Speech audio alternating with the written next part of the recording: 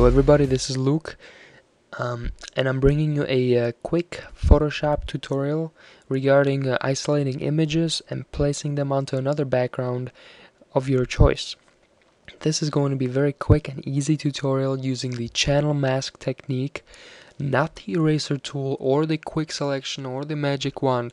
This is a no-no, okay? You're not going to get good results with that on very complex images like hair or leaves or fireworks, okay?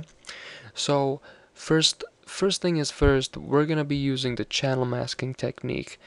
How that works is basically it works based on contrast. It will pick out the whites and the blacks, and then you can make a selection based on that. So actually, let's get to it. I have a fireworks image that I pulled up, just off the internet, and I want to just isolate this without the sky or any of the background, and just put that firework on my own image here, which I took, and just put it in there just so it looks nice and real. So to do that, first we will go to our channels pane here, okay, where we have, whoops, this isn't supposed to be here, where we have our RGB colors, red, green, and blue. And if you take a look here, if you just click on individual ones, they'll show the red. This is the red color, this is the green color, and this is the blue color. So what we're looking for here is the most contrast we can get. So if we click on red, you can see that there is some contrast between the fireworks. Obviously there's a lot of contrast, but we need even more. We need the best we can get. That's what we're trying to pick out of these three here. The red ones, it's pretty okay, but the sky here is kind of gray still, so it's not very dark, and the contrast isn't there as much as we'd like to. The green is much better. As you can see there, the sky is darker and the fireworks just pops out. And the blue, it's pretty bad still. So we're actually gonna use the green because that's the most contrast we can get.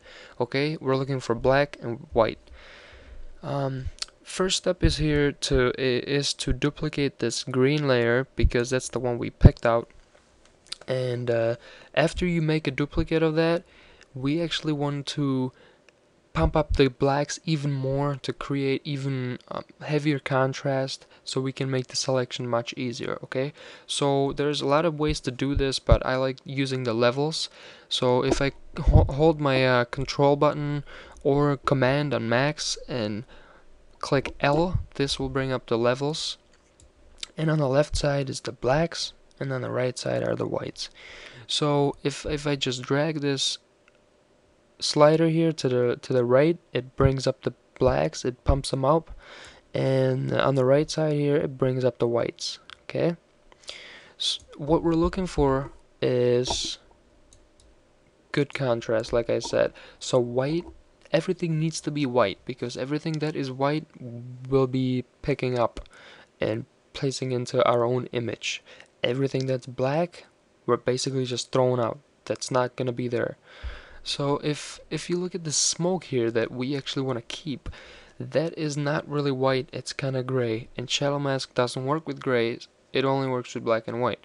So we need to pump up the whites just a bit to make the smoke even brighter. See the white, this might be too much. I think the sweet spot is right about there. It'll still pick up some of the smoke. It might not pick up like right here or right here, but that's okay because it's still, it's kind of far away, so the detail, just enough detail will be there to make it look pretty realistic, I think. So this is the firework we have, but on the bottom you can see that there's some other lights, light sources that we also picked up because it's white and black and white. We don't want those, so what we need to do is just make this all black. So I'll just take my brush tool here. Oh yeah, I'm still on my levels. I need to close the levels first because we're all set with that. Got my brush and just paint over black because everything that's black we're not keeping. Everything that's white we'll keep. This smoke up here I can get rid of a little bit. Okay, that's good. That's pretty good right there. Now we're pretty much done here.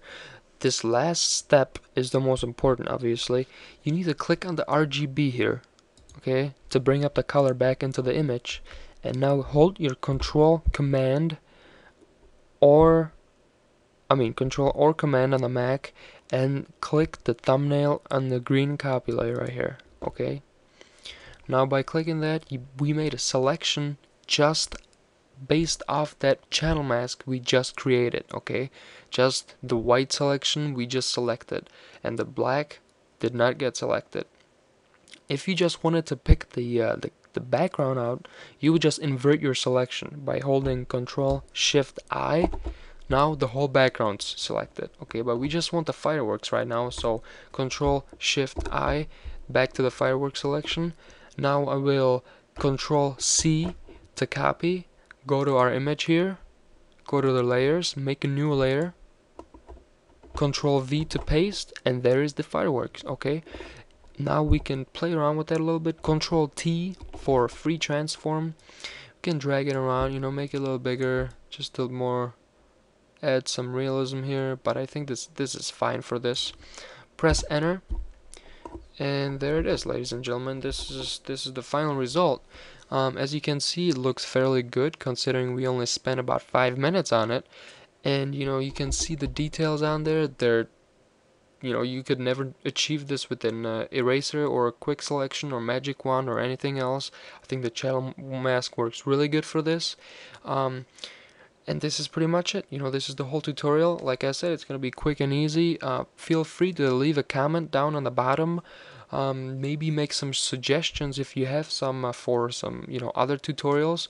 We'll be happy to do those. And this is pretty much it. Thank you guys for listening. I hope you guys liked it. This is Luke for TechPerSpec.com signing out. Bye bye.